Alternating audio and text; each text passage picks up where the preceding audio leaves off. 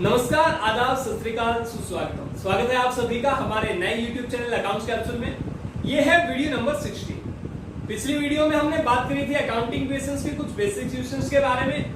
आज हम उन्हीं के कुछ एडवांस क्वेश्चन के बारे में हम बात करने वाले हैं। क्वेश्चन नंबर 8 और 9 आप लोगों के सामने स्क्रीन पर है, आप चेक करें। लिखा हुआ है Ram started A business with a capital of ₹50,000। Ram ने बिजनेस स्टार्ट करा 50,000 रुपए लगा करके।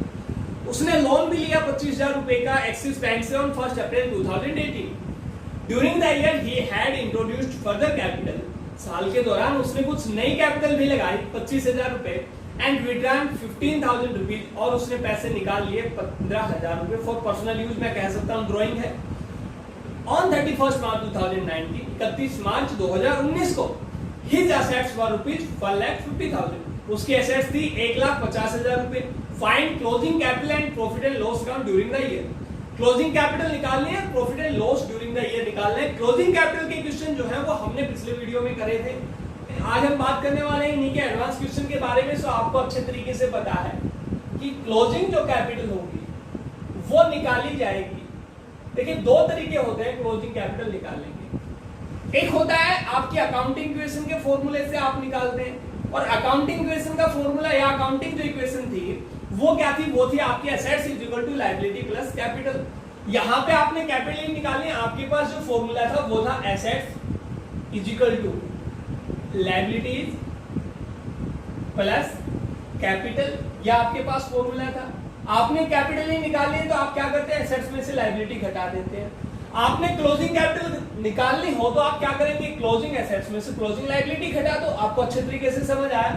आपने क्लोजिंग कैपिटल निकालनी है तो क्लोजिंग एसेट्स में से आप क्लोजिंग लायबिलिटी घटा दो। हो सकता था आपको ओपनिंग कैपिटल निकालनी हो तो क्या करेंगे सर? ओपनिंग कैपिटल निकालने के लिए आप ओपनिंग एसेट्स में से ओपनिंग लायबिलिटी घटा दो। आपको अच्छे तरीके से समझ आया। तो यहां पर आपको क्लोजिंग कैपिटल निकालने के लिए केवल दो चीजों की जरूरत है।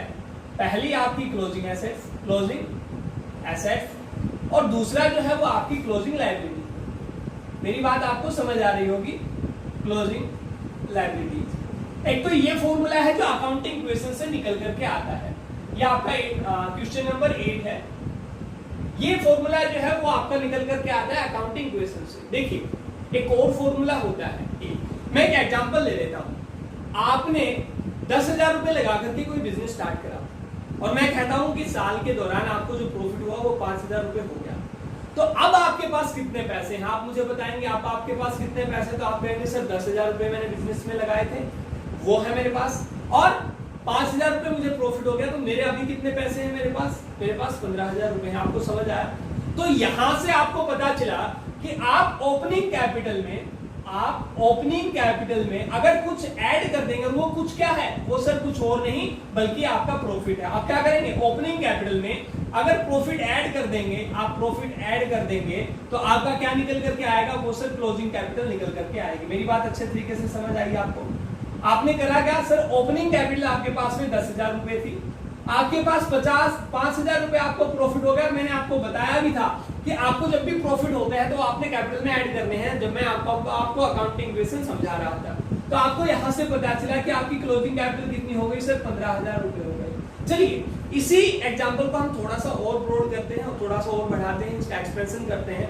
आप मुझे बताएं, मैं कह रहा हूं कि आपने बिजनेस में जब आपने स्टार्ट करा आपने 10,000 रुपए लगाए, साल के बीच में भी आपने क्या करा? 5,000 रुपए और लगा दिए। मेरी बात आप समझ रहे हैं? तो टोटल आपने कितने लगाए सर? 15,000 रुपए। आपको प्रॉफिट हो गया 5,000 रुपए का। अब आपके टोटल कितने रुपए हो गए होंगे? अब आप बोलेंगे सर 20,000 हो गए होंगे। तो यहां से जो फॉर्मूला बना वो क्या है? वो ये कहता है कि आपने ओपनिंग कैपिटल में कुछ कैपिटल लगाई तो मैं कह सकता हूं उसको एडिशनल कैपिटल। मेरी बात आप समझ रहे हैं? वो क्या है? Additional capital. आपने कितने रुपए लगाए सर? वो 5,000 रुपए लगाए। अब मैंने इसके बाद मैंने आपको ये भी कहा था कि आपको कुछ प्रॉफिट भी हो गया तो वो प्रॉफिट भी क्या होगा? आपकी कैपिटल में ऐड हो जाएगा। तो आपने देखा 5,000 रुपए आपके पास में प्रॉफिट के भी आ गए।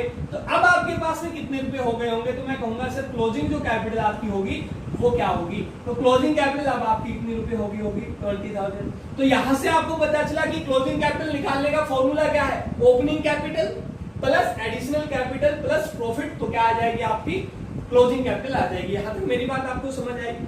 अब इसके बाद में थोड़ा सा और इसको एडवांस करता हूं, थोड़ा सा और बढ़ा देता हूं। देखिए, आपने बिजनेस शुरू करा 10,000 रुपए के साथ, आपने 5,000 रुपए कैपिटल लगा दी एडवांस, या मैं कहूं कि एडिशनल कैपिटल आपने लगा दी, तो आपकी कैपिटल कितने रुपए हो गई? आपकी कैपिटल हो गई 15,000 रुपए। मेरी बात आपको समझ आई। अब मैं आपको ये कहता हूं कि बिजनेस से मालिक ने पैसे निकाल लिए अपने घर के यूज के लिए, समझिए, बिजनेस से मालिक ने अपने घर के यूज के लिए कुछ पैसे निकाले, उनको हम कहते हैं ड्रॉइंग। वो निकाल लिए उसने 3,000 रुपए, तो अब आपके पास कितने रह गए? या आप मालिक थे तो अब मालिक के पास कितने रुपए रह गए? तो मालिक के पास अब रह गए सर 12,000 रुपए। क्यों? क्योंकि 10,000 उसने लगाए थे, 5 उसने बाद में लगाए थे, लेकिन कुछ दिन के बाद वो 3,000 रुपए निकाल लेता है, तो अब कितने रुपए रह गए? तो अब रह गए सर 12,000 रुपए। मेरी बात समझ गए? प्रॉफिट जो हुआ उसको 5,000 रुपए हुआ, तो उसके पास अब कितने होंगे? तो यहां से आपको पता चला आपने एडिशनल कैपिटल लगा दी 5,000 रुपए, लेकिन आपने कुछ ड्राइंग कर ली, तो आप क्या करेंगे? ड्राइंग को क्या करेंगे सर? घटाएंगे। आपको अच्छे तरीके से पता है, आपने कैपिटल लगाई 10,000, आपने एडिशनल कैपिटल लगाई 5,000, लेकिन आपने ड्राइंग कर दी कितने रुपए की? 3,000 रुपए की। तो अब आपके पास कैपिटल कितनी सर? 10 और 5 15, 15 माइनस 3 कितना? 15 माइनस 3, आपके पास अब 12,000 रुपए है। फिर कहता है सर आपको ना साल के दौरान प्रॉफिट हुआ। आपको साल के दौरान अगर प्रॉफिट होता है तो आप क्या लिखेंगे? उस प्रॉफिट को भी उसमें ऐड कर देते हैं। साल के दौरान आपको प्रॉफिट हुआ 5,000 रुपए। मैं कहूंगा अब आपके पास कितने रुपए हैं? तो आप कहेंगे सर मेरे पास जो क्लोजिंग कैपिटल है वो मेरे पास कितने रुपए? 10 प्लस 5 15 माइनस 3 करेंगे और प्लस 5 कर देंगे तो कितने रुपए हो जाएगी? ये आपके पास हो जाएंगे टोटल 18,000 रुपए। मेरी बात आपको अच्छे तरीके से समझ आ रही होगी। ये आपके पास रह जाएंगे 17,000 रुपए।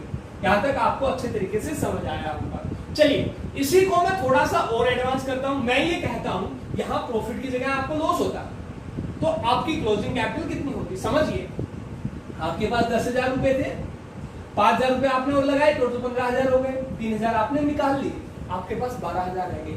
लेकिन आपको लॉस हो गया, तो अब आपके पास कितने रुपए रह गए? तो सर एक बार लॉस बता दी। मैं कहता हूं आपके पास ना 5,000 रुपए लॉस हो गया। आपकी बार आपको 5,000 रुपए लॉस हो गया, तो लॉस को आप जोड़ेंगे या घटाएंगे? आपको अच्छे तरीके से पता है सर लॉस हुआ होगा तो मेरे पैसे कम हुए होंगे, मैंने लॉस को क्या कर दिया? घटा दिया। आपके लॉस मान लिया, मैंने लिख रहा हूं मैं, ये 6,000 रुपए आपको लॉस हो गया होगा, 6,000 रुपए आपको लॉस हो गया होगा। तो अब आपकी क्लोजिंग कैपिटल क्या हुई होगी? तो आप क्लोजिंग कैपिटल कहेंगे सर मेरी क्लोजिंग कैपिटल 10 और 5 15 में से मैंने कितने घटा दिए? 6 और 3 9, तो मेरे पास अब कितने रुपए रह गए होंगे? 6,000 रुपए रह गए होंगे। मेरी बात आपको अच्छे तरीके से समझ आ गई होगी। देखिए, यहां से जो फॉर्मूला बना वो क्या कहता है? वो ये कहता है ओपनिंग कैपिटल में आप एडिशनल कैपिटल को ऐड कर दो, आप ड्राइंग को घटा दो, प्रॉफिट हुआ है ऐड कर दो, तो आपकी क्या आ जाएगी? आपकी आ जाएगी क्लोजिंग कैपिटल। मेरी बात आपको समझ आई? वो क्या आ गई? Closing capital. अगर लॉस हो तो क्या फॉर्मूला बना? ओपनिंग कैपिटल में एडिशनल कैपिटल ऐड कर दो, ड्राइंग घटा दो, और लॉस हुआ तो लॉस को भी घटा दो। मेरी बात समझ आई? प्रॉफिट होता तो ऐड करते, लॉस होता तो लॉस को क्या करेंगे? घटा देंगे, तो क्या आएगी? मेरी क्लोजिंग कैपिटल आएगी। बड़े अच्छे तरीके से ये आपको समझ आ गया होगा। चलिए, ये था आपका दूसरा फॉर्मूला जो मैंने आपको बताया है। ऊपर वाला फॉर्मूला बिल्कुल आसान फॉर्मूला है, वो आपने क्वेश्चन में आपने सबसे पहले अगर दोनों ही चीजें आपको दी हुई है तो क्लोजिंग कैपिटल आप निकाल लेंगे। तो क्वेश्चन नंबर 8 आपके सामने है, और 8 नंबर क्वेश्चन में आप देख रहे हैं आपको क्लोजिंग कैपिटल निकालनी है। तो क्लोजिंग एसेट्स, क्लोजिंग लायबिलिटी दी हुई है, आप एक बार चेक करेंगे। आपको क्लोजिंग एसेट्स दी हुई है। सर क्लोजिंग एसेट्स का मतलब जब बिजनेस में साल के लास्ट के दौरान आपकी कितनी कैपिटल? वो कह रहे 31 मार्च 2019 को क्लोजिंग कैपिटल कितनी है?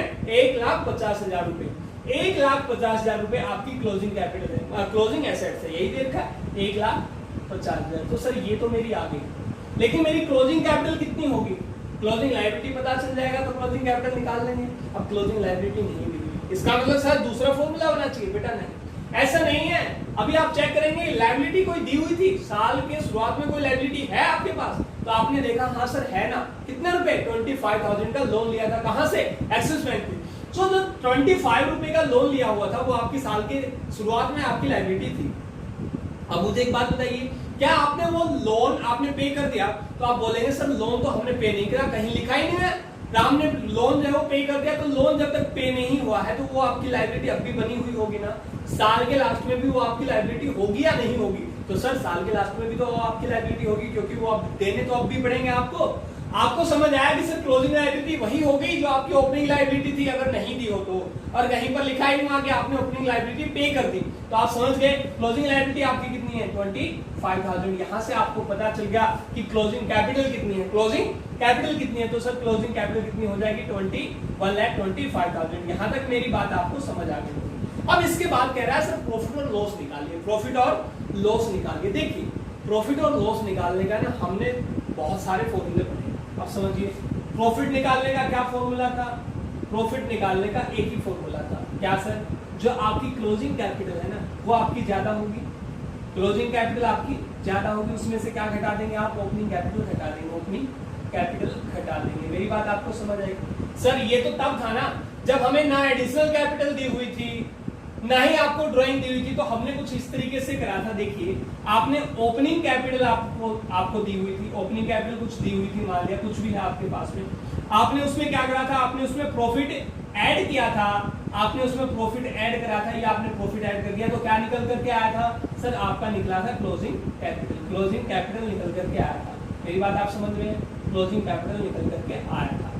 अब आप मुझे एक बात बताइए, आपको प्रॉफिट निकालना है, ये निकालना है, आपका फॉर्मूला क्या, ओपनिंग कैपिटल, आपका फॉर्मूला है opening capital plus profit is equal to आपका क्लोजिंग कैपिटल। फॉर्मूला तो यही कि क्लोजिंग कैपिटल किसके इक्वल है, आपने दो चीजों को जोड़ दिया, ओपनिंग कैपिटल और प्रॉफिट को जोड़ दिया, तो आपकी क्या है, आपकी क्लोजिंग कैपिटल है। मैं आपको कह रहा हूं सर प्रॉफिट निकालिए, तो ये तो फोर्थ क्लास का बच्चा भी निकाल देगा क्या सर, आप प्रॉफिट को इस साइड रखिए, क्लोजिंग कैपिटल को इस साइड, ओपनिंग कैपिटल को यहां ले आइए, क्या होगा sir formula, closing capital minus opening capital. यही तो मैंने कर रखा है। आपने प्रॉफिट निकालने का आपको फॉर्मूला अच्छे तरीके से पता चल गया, बहुत अच्छे तरीके से आपको पता चल गया। चलिए अभी मैं आपको कहता हूं क्वेश्चन में आप अगर ध्यान से पढ़ेंगे तो वो कह रहा है आपको क्या क्या दिया हुआ है, आपको फर्दर कैपिटल भी दी हुई है और आपको ड्राइंग भी दी हुई है, और यहां से आपने जो फॉर्मूला देखा था ना वो कुछ इस तरीके से था कि आपकी क्लोजिंग कैपिटल क्या थी सर, क्लोजिंग कैपिटल निकालने का जो फॉर्मूला था ना वो क्या था आपका, तो वो कुछ और नहीं था बल्कि आपने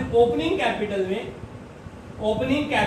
आपने एडिशनल कैपिटल को ऐड करा था या जोड़ दिया था, एडिशनल कैपिटल को ऐड करा था, आपने ड्राइंग जो थी आपकी कुछ ड्राइंग थी, आपने जो पैसे निकाले थे वो आपने घटा दिए थे, कुछ आपको जो प्रॉफिट था वो आपने क्या कर दिया था, प्रॉफिट आपने ऐड कर दिया था, यहां से आपकी क्या निकल करके आ गई थी, क्लोजिंग कैपिटल निकल करके आ गई थी। मेरी बात आप समझ रहे हैं। अभी वो कह रहा है सर प्रॉफिट या लॉस निकालिए, या तो प्रॉफिट होगा या लॉस होगा, ठीक है। तो देखिए आपको प्रॉफिट निकालना है या लॉस निकालना है, सर मैं यहाँ लिख देता हूं लॉस या प्रॉफिट, ठीक है, प्रॉफिट या लॉस। तो प्रॉफिट या लॉस निकालने का फॉर्मूला जो होगा ना वो कुछ और नहीं होगा, प्रॉफिट और लॉस निकालने का जो फॉर्मूला होगा वो जिस तरीके से होगा, हम इन सारी आइटम्स को कहां ले आएंगे, इस साइड ले आएंगे। तो प्रॉफिट एंड लॉस निकालने का यहां मैं लिख देता हूं प्रॉफिट, ठीक है। निकालने का सीधा सीधा फॉर्मूला क्या होगा, क्लोजिंग कैपिटल में से आप ओपनिंग कैपिटल घटाएंगे, घटानी थी सर, ओपनिंग कैपिटल घटाएंगे, आपने कुछ एडिशनल कैपिटल लगाई थी, एडिशनल कैपिटल अगर लगाई थी तो वो भी आप घटा देंगे, और क्या करेंगे, ड्राइंग को ऐड कर देंगे, क्योंकि इस साइड जाएगी तो ऐड हो जाएगी। सर ड्राइंग को मैं ऐड कर देता हूं, ड्राइंग आपने क्या कर दी, ऐड कर दी। ये आपको बड़े अच्छे से समझ आ गया होगा। देखिए आपको क्लोजिंग कैपिटल दी हुई है, आपको क्लोजिंग कैपिटल दी हुई है, सर नहीं दी हुई थी आपने निकाल ली, कितने रुपए होगी सर 1,25,000 रुपीज, ठीक है। आपको ओपनिंग कैपिटल दी हुई है, हाँ सर दी हुई है, आप देखेंगे आपको ओपनिंग कैपिटल कितनी है सर, आप क्वेश्चन में देखेंगे तो 50,000 रुपए आपको क्वेश्चन में ओपनिंग कैपिटल नजर आ रही है, 50,000 रुपए आपने ओपनिंग कैपिटल लगाई। आप क्वेश्चन में देखेंगे एडिशनल जो कैपिटल है वो आपने कितने रुपए लगाई सर, आपने 25,000 रुपए लगाए, तो आपके 25,000 रुपए घटाएंगे आप, और प्लस आपने क्या करना है, ड्राइंग कर देना, क्योंकि आप यहाँ आप क्या निकाल रहे हैं, प्रॉफिट निकाल रहे हैं, आप क्लोजिंग कैपिटल नहीं निकाल रहे।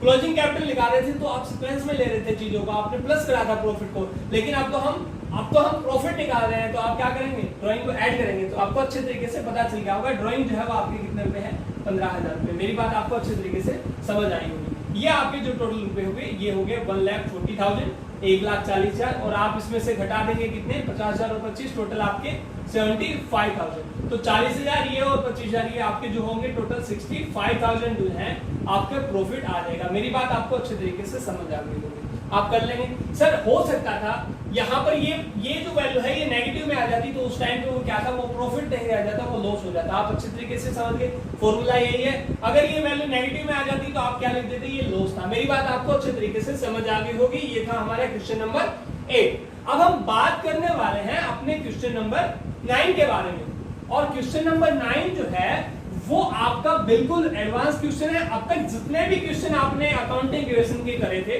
उनका सबसे एडवांस क्वेश्चन है। यहाँ पर आपको सभी चीजें मिलेंगी, जो भी आपको चीजें रह गई थी वो भी, और जो वहां पे आपने पढ़ी है उनके भी कुछ एडवांस आपको रूप यहाँ पे देखने को मिलेंगे। सो क्वेश्चन नंबर 9 आपने पढ़ा, लिखा हुआ है started business with cash goods and building.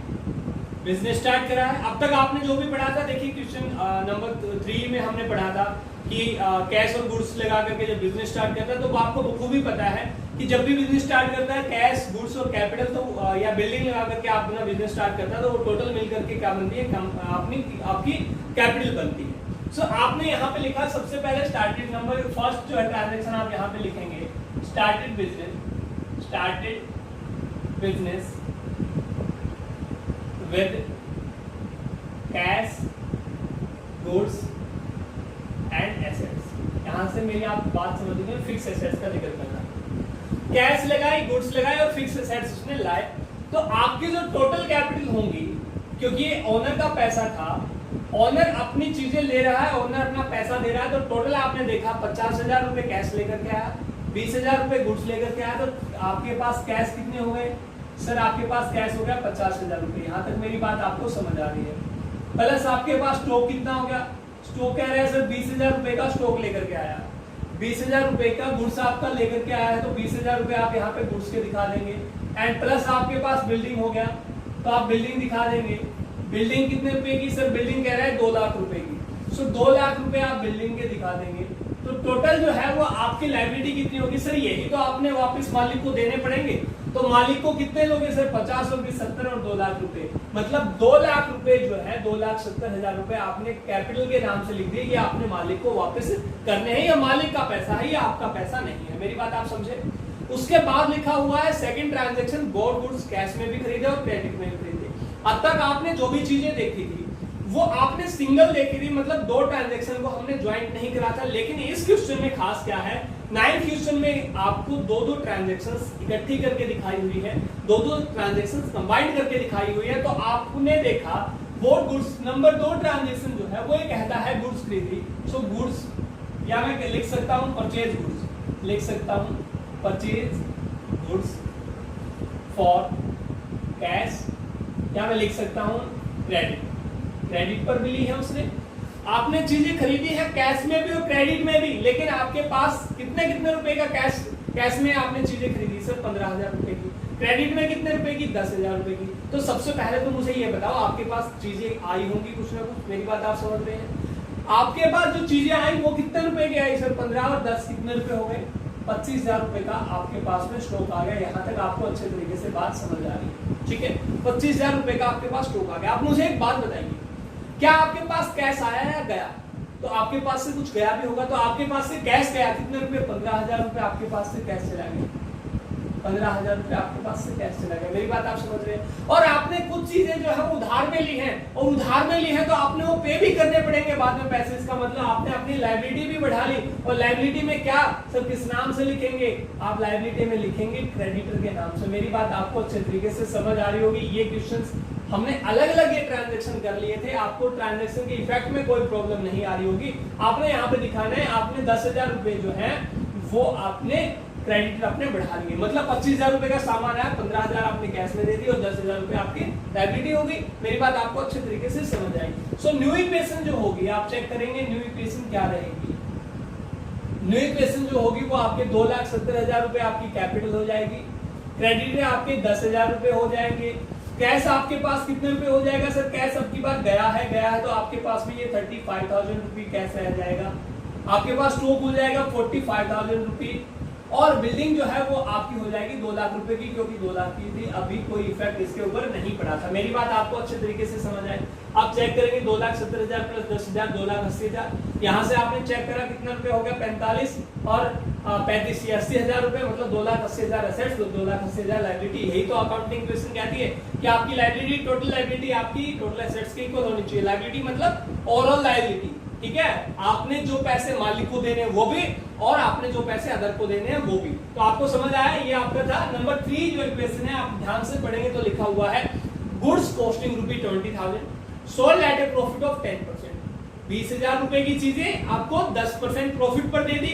अब तक आपने जो भी क्वेश्चन करे उनमें लिखा होता था कॉस्टिंग, गुड्स की कॉस्टिंग लिखी होती थी और गुड्स कितने रुपए में बेची वो लिखा होता था, प्रॉफिट आपने खुद से निकालना होता था। यहाँ पे इस ट्रांजेक्शन में कुछ और नहीं बल्कि आपको प्रॉफिट दे दिया है, मतलब आपकी कॉस्ट जो है, गुड्स आपकी जो कॉस्ट थी वो कितने रुपए की थी, आपकी 20,000 रुपए की थी, वो आपने बेच दी। तो आपको यहाँ से देखिए आप लिखेंगे सोल्ड गुड्स, सोल्ड गुड्स, आपने गुड्स को बेचा है, तो बेचा है तो आपके पास से गुड्स गया होगा, मतलब स्टॉक आप कम करोगे, लेकिन आप कितने रुपए से कम करोगे तो ये आपको अच्छे तरीके से पता है। आप चाहे प्रॉफिट में बेचें या लॉस में बेचें, लेकिन आपके पास से कॉस्ट आप घटाएंगे। जितने रुपए का सामान था तो था कितने रुपए का सर, 20,000 रुपए का सामान था। आप प्रॉफिट में भले ही बेचो लेकिन कम कितने रुपए से करोगे, जितने की उसकी कॉस्ट थी। तो कॉस्टिंग कितने रुपए है, 20,000 रुपए। मेरी बात आपको समझ आई, स्टॉक में से आपने 20,000 रुपए घटा दिए। अब दूसरा देखेंगे प्रॉफिट कितना हुआ, तो प्रॉफिट है ना 20,000 पे आपका 10% प्रॉफिट। और प्रॉफिट को कहां ऐड करते हैं, प्रॉफिट को आप कहां ऐड करते हैं सर, कैपिटल में ऐड करते हैं। ये आपने अच्छे तरीके से पिछली वीडियो में सीख लिया था। तो 20,000 का 10% निकालेंगे तो 2,000 रुपए ये आपके क्या हो जाएंगे, प्रॉफिट हो जाएंगे। 20,000 रुपए का 10% अगर आप निकालेंगे तो कितने रुपए सर, 2,000 रुपए हो गया। आप ये कैपिटल में ऐड करके दिखा देंगे कितने रुपए, 2,000 रुपए कैपिटल में आपने ऐड करके दिखा दिए। यहां तक तो सही था, लेकिन आपने जब चीजें बेची हैं तो आपके पास कुछ आया भी तो होगा। तो कह रहे half the payment received in cash, आधी कैश में मिल गई तो आधी उधार में होगी, मतलब वो आपको मिलेगी। तो आधी कैश में मिल गई सर, कितने रुपए में बेचा था, 20,000 रुपए का माल था, आपने 2,000 रुपए प्रॉफिट लगा करके बेचा, इसका मतलब वो आपने 22 में बेचा होगा। मेरी बात समझ रहे हो, 20,000 रुपए कॉस्ट थी, 10% आपने प्रॉफिट लगाया, कॉस्ट प्लस प्रॉफिट आपका क्या होता है, आपकी सेल वैल्यू होती है। तो आपने सेल कितने का करा सर, 20,000 का आपका माल था, 10,000 आपने 10% प्रॉफिट मतलब 2,000 रुपए प्रॉफिट, तो आपने 22,000 रुपए में आपने उसको सेल कराई। यहाँ तक मेरी बात आपको समझ आई। अब 22,000 रुपए का आपने सेल करा तो क्या सारा का सारा कैश में आ गया, नहीं सर, वो कह रहा है हाफ पेमेंट कैश में मिली। तो हाफ मिली तो कितना, 11,000 तो मेरे पास कैश में आ गई। यहां तक आपको समझ आया। लेकिन हाफ पेमेंट अभी भी आपकी बकाया है, आपको मिलेंगे, आपने पे करने सर, पे करने होते तो लायबिलिटी होता, लेकिन ये तो आपको मिलेंगे। और मिलेंगे, देंगे कौन, डेटर देंगे आपको बड़े अच्छे तरीके से पता है। इससे पहले आपने बहुत सारे क्वेश्चन आपने कर लिए, उनमें आपने यही चीजें देखी थी कि डेटर और क्रेडिटर में क्या फर्क होता है और किस तरीके से इफेक्ट डाला जाता है। तो यहाँ पर आपको कोई इफेक्ट नहीं था, लेकिन डेटर आपके बार बढ़ जाएंगे। तो डेटर कितने रुपए के, आपने 11,000 रुपए कैश में ले लिए और 11,000 रुपए आप बाद में लोगे, तो 11,000 रुपए के आपने डेटर बढ़ा दिए, ये आपको बाद में पैसे देंगे, बाद में प्रॉफिट आपको होने वाला है। मतलब इनका जो प्रॉफिट है, इनका बेनिफिट है आपको बाद में मिलेगा, मतलब 11,000 रुपए आपको बाद में मिलेंगे। मेरी बात आप समझ रहे हैं, यहाँ तक आपको समझ आया। हमने कुछ और नहीं करा, बल्कि हमने बस उतना सा ही कराया, आपका जो स्टॉक था वो आपका कॉस्टिंग की वैल्यू से घटाया, आपने प्रॉफिट था वो ऐड करके दिखा दिया कैपिटल में। इसके बाद आपने पेमेंट का सिस्टम करना, पेमेंट कितनी और कैसे कैसे करी। पेमेंट कह रहा है कैश में से करी आपने, तो आपको कैश में मिली, तो कैश में मिली तो आपने 11,000 रुपए यहाँ ऐड कर दिए। कुछ आपको नहीं मिले हैं वो बाद में मिलेंगे, आपने डेटर में बढ़ा दिए। तो आपकी जो न्यू इक्वेशन होगी, न्यू इक्वेशन जो होगी वो आपके क्या होंगे, आप अच्छे तरीके से जानते हैं। कैपिटल में 2,000 रुपए ऐड हो गए तो 2,72,000 रुपए यहाँ से हो गया, प्लस आपके जो क्रेडिटर हैं वो 10,000 रुपीज के हो गए। आपकी कैश है तो आप कैश अगर चेक करेंगे तो आपका कितने रुपए हो जाएगा, 46,000 आपका कैश हो जाएगा। आपने स्टॉक देखा 20,000 रुपए का स्टॉक यहाँ से चला गया, तो 45,000 माइनस 20,000 ये आपका रह जाएगा 25,000 रुपीज। आपके पास बिल्डिंग अभी भी 2 लाख रुपए की है, ये भी आपको अच्छे तरीके से पता है। और डेटर जो है वो आपके पास कितने रुपए के हैं, 11,000 रुपए के हैं। ये आपका जो ट्रांजेक्शन था वो था आपका 3। यहाँ से आप चेक करेंगे तो 10,000 2,72,000 प्लस 10,000 2,82,000 रुपए। और यहाँ से आप चेक करेंगे तो 2 लाख रुपए, 11 और 46 ये आपके हो गए 57,000 रुपए, और प्लस में 25,000, तो ये आपका हो जाएगा 82,000, मतलब 2,82,000 यहाँ से आपका हो जाएगा। मेरी बात आप अच्छे तरीके से समझ रहे हैं। अब इसके बाद जो आपका ट्रांजेक्शन नंबर 4 है, ट्रांजेक्शन नंबर 4 कह रहा है डेप्रिसिएशन चार्ज ऑन बिल्डिंग। ठीक, अब तक आपको डेप्रिसिएशन का कोई भी क्वेश्चन नहीं मिला था, अब कह रहा है डेप्रिसिएशन चार्ज कर लिए, और चार्ज कर लिए तो मतलब आपका मशीन की वैल्यू कम हो गई। क्योंकि डेप्रिसिएशन जब आपने इससे पहले वीडियो पढ़ी होगी, जब हमने अकाउंटिंग टर्मिनोलॉजी के बारे में बात करी थी, या हमने अकाउंटिंग कन्वेंशन और प्रिंसिपल्स के बारे में बात करी थी, उनकी वीडियो आप देख सकते हैं, डिस्क्रिप्शन बॉक्स में आपको लिंक मिल जाएगा। तो वहां पर हमने बताया था कि डेप्रिसिएशन क्या होता है। डेप्रिसिएशन कुछ और नहीं बल्कि धीरे धीरे फिक्स एसेट्स की वैल्यू में जो कमी आती है उसे हम डेप्रिसिएशन कहते हैं, और ये आपके लिए लॉस है, आपके लिए हानि है। मेरी बात आप समझ रहे हैं? तो डेप्रिसिएशन आपके लिए हानि है, लेकिन इससे आपका कैश गया है या कोई चीज कम हुई होगी, तो आप कहेंगे सर आपकी बिल्डिंग की वैल्यू कम हुई होगी, आपकी कोई फिक्स एसेट, आपकी मशीनरी की कोई कम वैल्यू कम हुई होगी। यहाँ पे क्या लिख रखा है? यहाँ पे लिख रखा है depreciation charge on building. Building पर लगाना है मतलब बिल्डिंग की वैल्यू को कम करना। कितने रुपए से?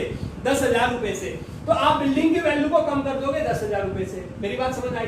लेकिन ये क्या था आपके लिए? ये था आपके लिए लॉस। और लॉस कहाँ इफेक्ट डालता है? सर कैपिटल में ऐड करते हैं, लेस करते हैं। सर लेस करते हैं, तो यहाँ पे आप लेस करके दिखा देंगे। मैं लिख रहा हूँ डेप्रिसिएशन चार्ज, मैं लिख रहा हूँ depreciation charge, depreciation charge on building. Building पे ऊपर लगाया था तो आप लिख देंगे बिल्डिंग के ऊपर लगाया।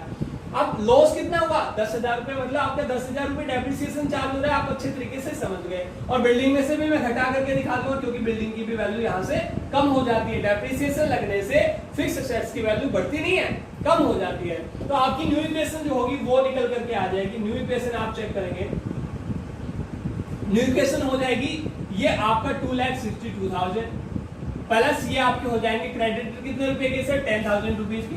कैश जो होगा वो आपका 46,000। आपको अच्छे तरीके से पता है, यहाँ पे कोई इफेक्ट पड़ा नहीं है। आपकी जो स्टॉक है वो आपका 25,000 का, इसके ऊपर भी कोई इफेक्ट नहीं पड़ा है। और आप अच्छे तरीके से जानते हैं 2,20,000 में से 10,000, 2 लाख में से आप 10,000 रुपए घटाओगे तो 1,90,000 रुपए आ गया। और इसके बाद जो है वो डेटर आपके 11,000 रुपए के बचे हुए हैं। आपको अच्छे तरीके से पता है। आप टोटल करके देखेंगे न्यू इक्वेशन का कि आपको क्या लायबिलिटी आपकी टोटल एसेट्स के बराबर है, तो आप देखेंगे कि हाँ सर यही हमारा है, आपकी टोटल लायबिलिटी टोटल एसेट्स के बराबर है। एक लास्ट इक्वेशन हमारी रह गई, हम कहूँ कि लास्ट ट्रांजैक्शन हमारी रह गई paid salary in cash. Cash में सैलरी पे करी एंड सैलरी आउटस्टैंडिंग भी है। कितने रुपए? 5,000 रुपए। अब मुझे एक बात बताइए, सैलरी आपकी ड्यू हो चुकी है ना, कुछ तो आपने पे कर दी, कुछ आपने नहीं पे करी, तो ये आपकी लॉस है या नहीं है? हानि है या नहीं है? और मैंने बताया था हानि या एक्सपेंसिव? सर एक्सपेंस है, एक्सपेंस है। 10,000 रुपए आपने जो पे कर दिए वो भी एक्सपेंस है, और जो आपने पे करने हैं आपकी ड्यू हो चुके हैं वो भी आपके एक्सपेंस है। तो टोटल आपके एक्सपेंस कितने हैं सर? 10,000 रुपए जो पे कर दिए वो, और आपके आउटस्टैंडिंग है वो भी आपके एक्सपेंस है। तो टोटल आपके एक्सपेंस है 15,000 रुपए। मेरी बात समझ आई? और एक्सपेंसेस या लॉसेस को हम कहाँ इफेक्ट डालते हैं? उनका इफेक्ट हम कैपिटल में डालते हैं, कैपिटल में ऐड करते हैं, लेस। सर लेस करके दिखाते हैं। मेरी बात समझ आई? तो सबसे पहला काम आपने क्या करा? दोनों के टोटल को कैपिटल में से क्या कर दिया? घटा करके दिखा दिया। मेरी बात समझ आई? लेकिन कैश में कितना घटाया? अब कैश में घटाओगे क्योंकि कैश में भी तो कुछ पे करा है। आपके पास से गया कितना? आपके पास से कैश गया केवल 10,000 रुपए, तो कैश में से तो 10,000 रुपए घटाओगे। और आउटस्टैंडिंग में कितना? आपका बकाया अभी भी है, बकाया है तो आपने पे करना है, तो वो आप कहां दिखाएंगे? आप लायबिलिटी में दिखा देंगे। देखिए ये कुछ और नहीं बल्कि दो ट्रांजैक्शन को मिक्स करा गया है। आप समझने की कोशिश करेंगे तो मैं यहां पे लिख रहा हूं सैलरी पेड एंड आउटस्टैंडिंग। मेरी बात समझ रहे हैं? दो इफेक्ट यहां पर आपने दिखाने हैं। देखिए पहला मैं केवल मैं सैलरी पे को दिखा रहा हूं, कैश में जो आपने सैलरी पे करी है, ठीक है, कैश में जो आपने सैलरी पे करी है मैं केवल उसको दिखा रहा हूं, अभी आउटस्टैंडिंग को नहीं दिखा रहा। एक बार समझने की कोशिश करना। लिखा हुआ सैलरी पेड इन कैश, मैं क्या करता? मैं 10,000 रुपए यहां से घटा देता। क्यों? क्योंकि मेरे कैश कम हो रहा है मेरा। और कैपिटल में से घटा देता क्योंकि एक्सपेंस है, तो मैं यहाँ 10,000 रुपए ये घटा देता। मेरी बात समझ आई? ये था।